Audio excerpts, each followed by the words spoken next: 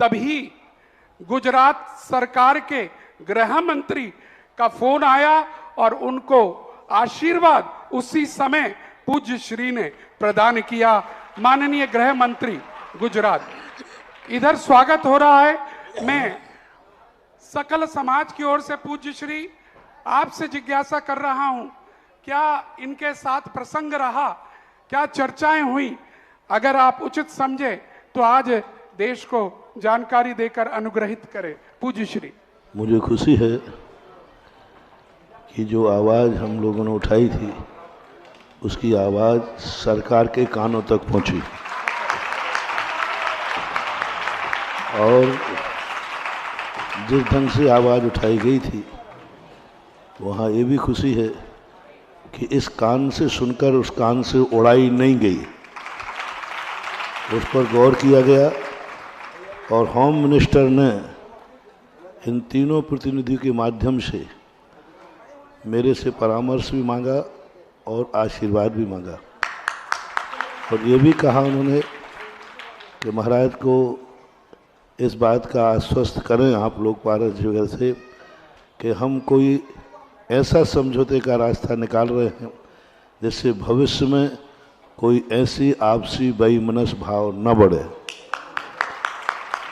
और ये लोगों ने भी, और शांति वार्ता, जैन और हमारे हिंदू हम सब भारतीय हैं, हमारी ओरिजिनल भारत देश हमारा है, हम सब चाहे जैन हो चाहे हिंदू हो। हमने पहले भी कहा था जिनके भगवानों का जन्म भारत में हुआ, जिनके भगवानों का विहार भारत में हुआ और जिनके भगवानों का मोक्ष भारत में हुआ, ओरिजिनल वही भारतीय हैं। और हम जैन हिंदू सबके भगवान यहीं जन्मे हैं, यहीं विहार हुआ, यहीं मोक्ष हुआ। तो हम सबका भारत देश हम सबका है, हमारा वेद अखंड है।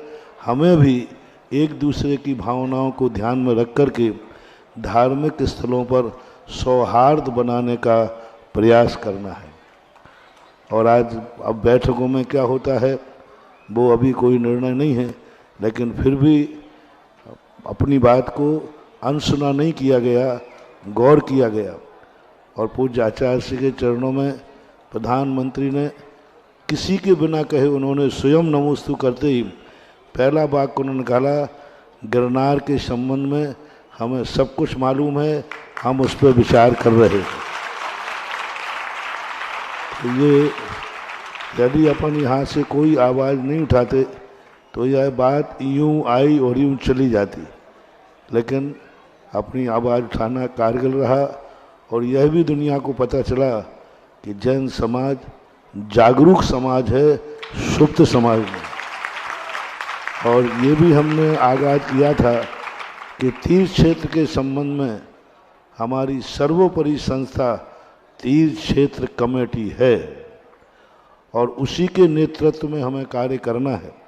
आगे हमने तीर्थ क्षेत्र कमेटी को कहा, चुनाव होते हैं, होते रहते हैं और होते रहेंगे, पर तीर्थ क्षेत्र कमेटी हमारी वही है।